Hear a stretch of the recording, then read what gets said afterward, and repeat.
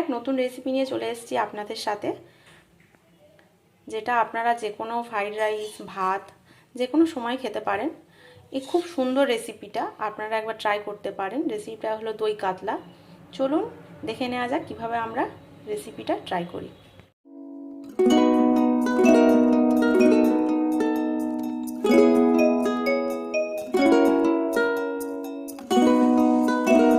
Hello বন্ধুরা, তোমরা সবাই কেমন আছো?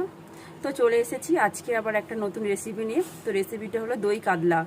চলুন দেখে না যাক কী কী উপকরণ লাগছে। রেসিপির জন্য আমাদের লাগবে কাতলা মাছ 5 পিস, যেটা আমরা 10 মিনিট নুন, হলুদ, লঙ্কার গুঁড়ো ম্যারিনেট করে রেখে দিয়েছি। আর উপকরণও লাগছে টক দই 150 গ্রাম, জিরে, গোটা গরম মশলা, আমরা একসঙ্গে আদা রসুন বেটে নিয়েছি, একটা গোটা পেঁয়াজ বাটা, কাঁচা লঙ্কা বাটা, গোলমরিচ গুঁড়ো করে নিয়েছি, পোস্ত বাটা আর মগজ বাটা, আর কিছু গোটা লঙ্কা সাথে নিয়ে নিয়েছি। রান্নাটা করার জন্য আমরা সরষের তেল ব্যবহার করব। প্রথমে সরষের তেল কড়াইয়ে দিয়ে আমরা মাছটাকে ভেজে নেব। মাছটাকে আমরা এপিট ওপিট করে ভালো করে ভেজে নেব। মাছটা ভালোভাবে ভাজা হয়ে গেছে, এবার আমরা মাছটা ভালো করে প্লেটে তুলে নেব।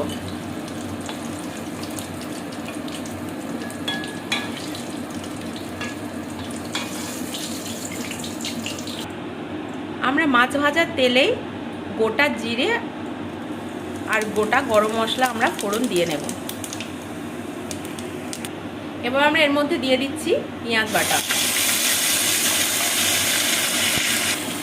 আমরা পেঁয়াজটাকে ভালোভাবে কষিয়ে নেব যতক্ষণ না হালকা বাদামি রঙের হয়ে যায়।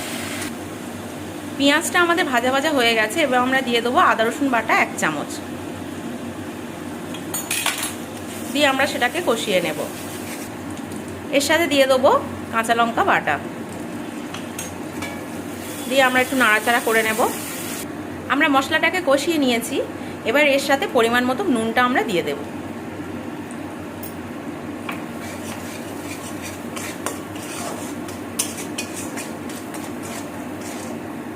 আমরা এর সাথে দিয়ে দিচ্ছি 1 চামচ পোস্ত বাটা আর 2 চামচ মগজ বাটা, দিয়ে আমরা ভালো করে মশলাটাকে নাড়াচাড়া করে নেব। মশলাটাকে ভালোভাবে কষিয়ে নিয়েছি, আর অল্প আঁচে আপনারা গ্যাসটাকে রেখে দেবেন, কারণ না তো মশলাটা পুড়ে যেতে পারে। এবার আমরা যে ফেটানো টক দইটা রেখে দিয়েছিলাম সেটা আমরা এতে দিয়ে দেব।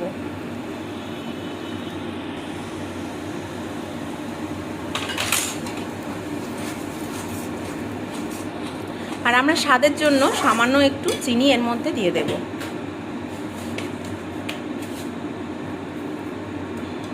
আপনারা পরিমাণ মতো আপনাদের যেমন টেস্ট অনুযায়ী আপনারা চিনিটা অ্যাড করতে পারেন। এটা দিয়ে আমরা কিছুক্ষণ নাড়াচাড়া করার পর এর মধ্যে কাঁচা লঙ্কাগুলো দিয়ে দেব,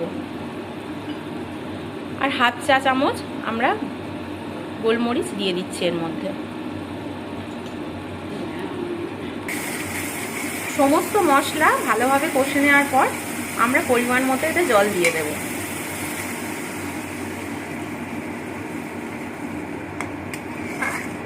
দিয়ে সামান্য নাড়াচাড়া করে নেব। আমাদের তরকারিটা এবার ফুটে গিয়েছে, এবার মাছগুলো আমরা ওর মধ্যে দিয়ে দেব।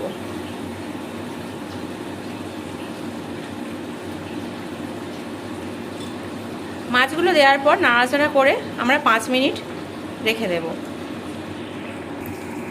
গ্রেভিটা এবার ঘন হয়ে গিয়েছে, এবার আমরা সামান্য একটু এর উপর ঘি দিয়ে দেব।